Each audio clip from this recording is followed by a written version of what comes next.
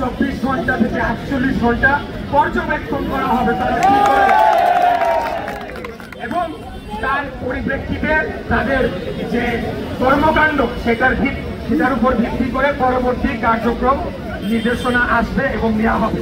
এখন এখানে একটা জিনিস স্পষ্ট বলতে চাই যে রায়ের বিষয়, শপথের বিষয় আলাদা অংশ, আর এটা হয়ে যাওয়া মানে প্রথম যে দাবিটি করেছিলাম যে ছাত্র প্রতিনিধি সহ অন্যান্য প্রতিনিধিদের পদত্যাগ করতে হবে, সেটা কিন্তু পরিবর্তন হবে না। সেই দাবির জায়গায় থাকবে, হয়তোবা সরকারের সাথে আমাদের উচ্চ পর্যায় থেকে আলাপ আলোচনা করে এটিকে সমাধান করার চেষ্টা করবে। যদি না হয় তখন সেই অনুযায়ী ব্যবস্থা নেওয়া হবে আন্দোলন সংগ্রামে। প্রিয় ভাইরা, আজকে আমাদের যতটুকুই অর্জন হয়েছে, আমাদের যুদ্ধ কিন্তু শেষ হয়ে যায়।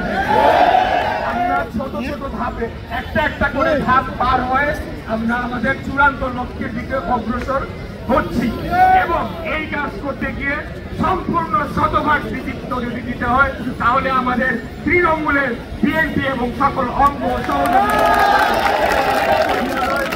তাদেরকে সর্বোচ্চ কৃতিত্বটা দিতে হবে। তারা যে পরিমাণ কষ্ট করে এই আন্দোলনকে সংগঠিত করেছে, যেই আন্দোলনে ঢাকাবাসী স্বতঃস্ফূর্তভাবে তারা নেমে এসে যোগদান করে এই সরকারকে বাধ্য করেছে তাদের জায়গা থেকে সরে আসে।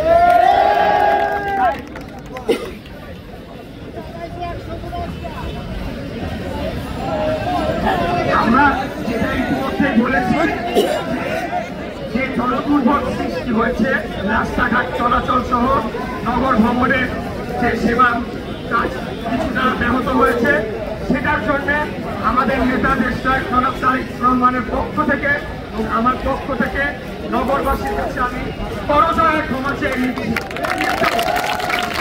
পাশাপাশি এটাও বলে দিতে চাই, একদিন আপনারা অবশ্যই বুঝবেন কেন আমরা আজকে এই কাজটি করেছিলাম। সেদিন গণতন্ত্র পুনঃপ্রতিষ্ঠা পাবে, সেদিন আপনারা হয়তো বুঝতে পারবেন। তো প্রিয় নেতৃবৃন্দ, এখন আর বক্তব্য নির্ধারিত কিছু নাই। আমাদের নির্দেশনা এটাই, আমরা পর্যবেক্ষণে রাখবো সরকারকে, তারা ধানের শীষের প্রার্থীর সাথে এখন কি ধরনের কি আচরণ করে সেটি দেখার বিষয় রয়েছে। আপনারা জানেন আরেকটি নতুন রাজনৈতিক দল, তারা এটা নিয়ে নানা ধরনের বিভ্রান্তিকর দেখা দিচ্ছে, পোস্ট দিচ্ছে, ভুল আইনি ব্যাখ্যা দিচ্ছে, কিন্তু আমরা বিশ্বাস রাখি